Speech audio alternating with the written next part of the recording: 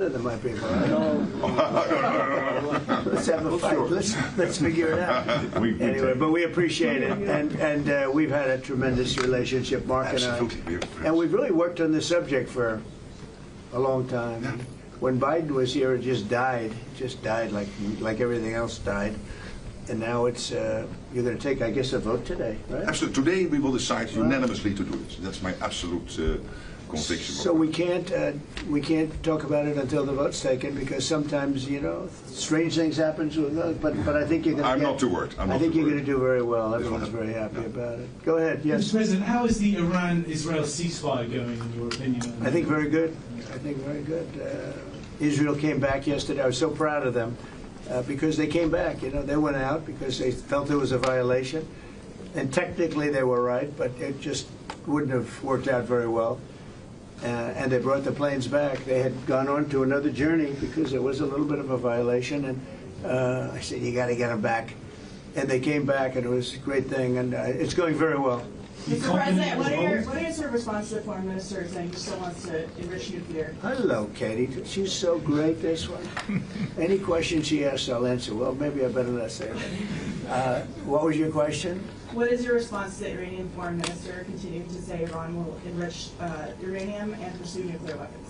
Well, I don't know if they've said that, but I'll tell you, the last thing they want to do is enrich anything right now. They want to recover. And we won't let that happen, number one. Militarily, we won't. I think we'll end up having somewhat of a relationship with Iran. I see it. Look, I've had a relationship over the last 4 days. They agreed to the ceasefire. And it was a very equal agreement. They both said, that's enough. They both said it. But no, they won't do that. The last thing they want to do, Katie, is enrich. They're not looking to, they're not, can you imagine after all of that, they're going to say, oh, let's go and do a bomb. You know, there could be a day in the future, and then somebody else taking our place will be saying, don't do it. And maybe they won't do it as well, I don't know. But they're not going to have a bomb, and they're not going to enrich.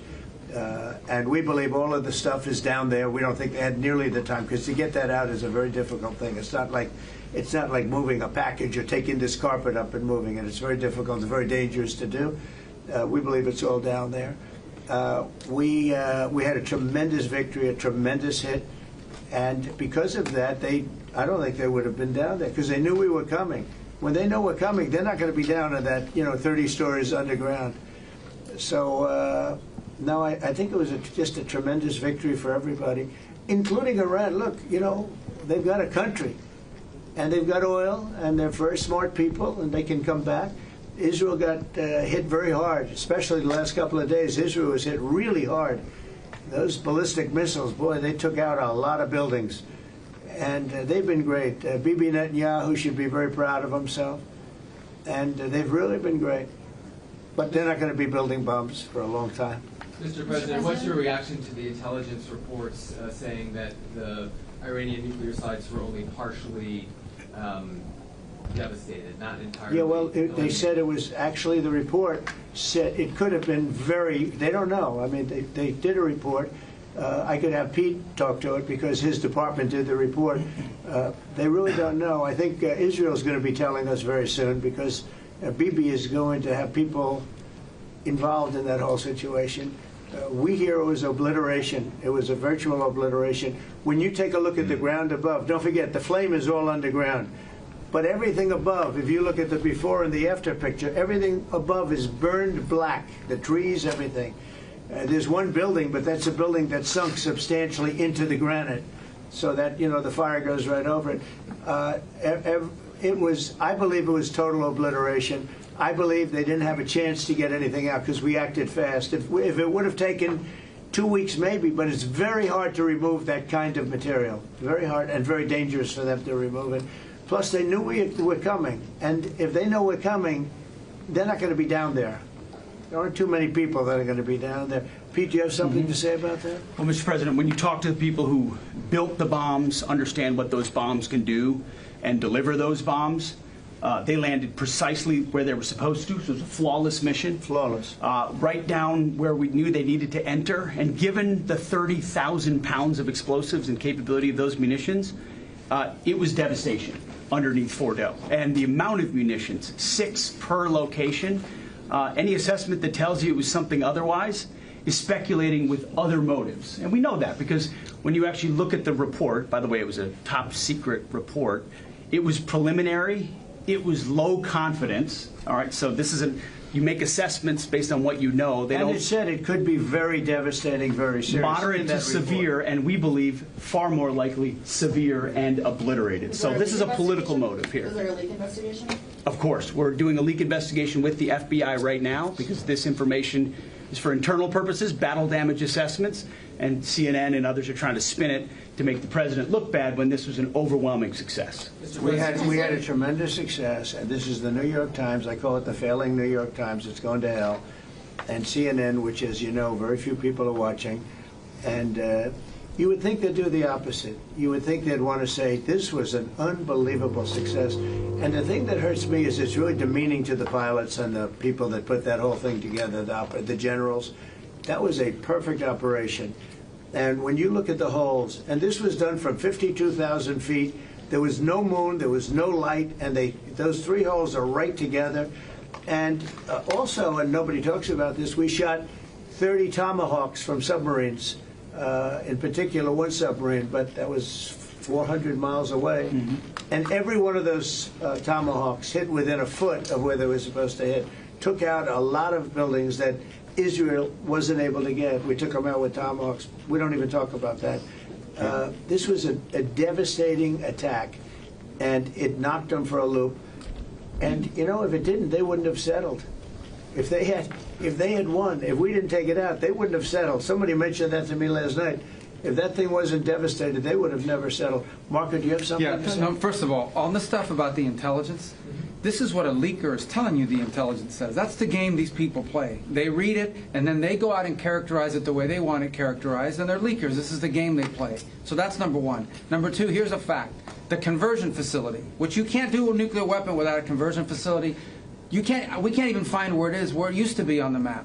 You can't even find where it used to be because the whole thing is just blackened out. It's gone. It's wiped out. It's wiped out. Then we dropped 12 of the strongest bombs on the planet right down the hole in two places. Everything underneath that mountain is in bad shape. And I refer you to the statement of the IAEA, Mr. Grossi. Yes. You know what he said? He said there was Iran, the way it looked the day before the attack, and what their nuclear program looks like now. Two very different things. They are way behind where they were just 7 days ago. Now, anything in the world can be rebuilt, but now we know where it is. And if they try to rebuild it, we'll have options there as well. But all this leaker stuff, these leakers are professional stabbers. That's what they are. They go out and they read this stuff, and then they tell you what it says against the law, but they characterize it for you in a way that's absolutely false. There's no way Iran comes to the table if somehow nothing had happened. This was complete and total obliteration. They're in bad shape. They are way behind today compared to where they were just 7 days ago because of what the president did. Marco, can I just alert you to one other aspect? So the great thing is you took out the nuclear capability of Iran. This was crucial. You did it in a way which is extremely impressive. But the signal sends to the rest of the world that this president, when it comes to it, yes, he is a man of peace, but if necessary, he is willing to use strength, the enormous strength of the American military. So I think that signal to the rest of the world, this is far beyond Iran, is extremely important. So let me also point us to that aspect of what happened. They went down, Iran went down to the site afterwards. They said it's so devastated, and they settled when they saw what we did to it. And frankly, if we didn't do that, they would have had a lot of ammunition to keep going. They wouldn't have settled. Somebody brought that up, and 2 Iranians went down to see it, and they called back, and they said, this place is gone. So it's just fake news by CNN, which has got no ratings. It's a failed network. Anybody here from CNN, by the way? Because you're a really disgraceful network. MSNBC, I think, is actually worse. But they're all pretty bad. But yours is good, Katie, I'll tell you. Mr. President, You know what Marco reminded me of? He did such a nice job there. It was 9 years ago I had to debate this guy. He was not easy. I think he even got better. But when you were into your little thing, I said, this is when I had to debate this guy. You think it's easy to debate him? It's not easy. How long do you think that the Iranian nuclear program has been put back by these strikes? Years or totally obliterated? I think basically decades, because I don't think they'll ever do it again. I just don't think they're going to do it. I think they're going to take their oil, they're going to have some missiles, and they'll have some defense. I think they've had it. I mean, they just went through hell. I think they've had it. The last thing they want to do is enrich. They've been trying to do it. By the way, it's hard to enrich. And, you know, when you look at a site like that, very, very hard to build. Very, very hard, very expensive. They spent trillions of dollars trying to do this thing, and they didn't come up with it. And we're actually getting along with them very well right now. But had we not succeeded with that hit ended the war. That hit ended the war. I don't want to use an example of Hiroshima. I don't want to use an example of Nagasaki. But that was essentially the same thing. That ended that war. This ended that with the war. If we didn't take that out, they'd be fighting right now. Mr. President? Yeah. If the Iranians do rebuild, would the United States... If they rebuild? Would the United States strike again? And I have also a question about Russia. But I'm not going to have to worry about that. It's gone for years. Very tough to rebuild because the whole thing has collapsed. In other words, inside, it's all collapsed. Nobody can get in to see it because it's collapsed. You can't go in to see a room that has, 10 million tons of rock in it. And the tunnels are totally collapsed. But if they rebuild? Well, they've already looked at the tunnels. This was an unbelievable hit by genius pilots and genius people in the military, and they're not being given credit for it because we have scum that's in this group, and not all of you are. You have some great reporters, but you have scum. CNN is scum. MSDNC is scum. The New York Times is scum. They're bad people. They're sick. And what they've done is they're trying to make this unbelievable victory into something less. Now, even they admit that it was hit very hard, okay? But it wasn't hit hard. It was hit brutally, and it knocked it out. The original word that I use, I guess it got us in trouble because it's a strong word. It was obliteration. And you'll see that. And it's going to come out. Israel is doing a report on it now, I understand. And I was told that they said it was total obliteration. They have guys that go in there after the hit, and they say it was total obliteration. And, I don't want it for me. I want it for the pilots. I want it for the military. They did such a good job. If you were in the Situation Room with me, with the generals and all of the people that did such a good job, and then they get demeaned by these idiots at CNN who can't get ratings, the place is dying, nobody wants to even waste their time going on their shows. So they form with the New York Times, who's dying also. Without Trump, you wouldn't have a New York Times. And then just changing gears to your meeting with Zelensky later today, can you give us any preview of what the two of you might be discussing? No, well, we'll discuss the obvious. We'll discuss his difficulty. He's got a little difficulty. Zelensky, he's a nice guy. I mean, I'm going to meet him today. I don't know. I assume we're going to be discussing Ukraine. Yes. And it seems like the most likely subject.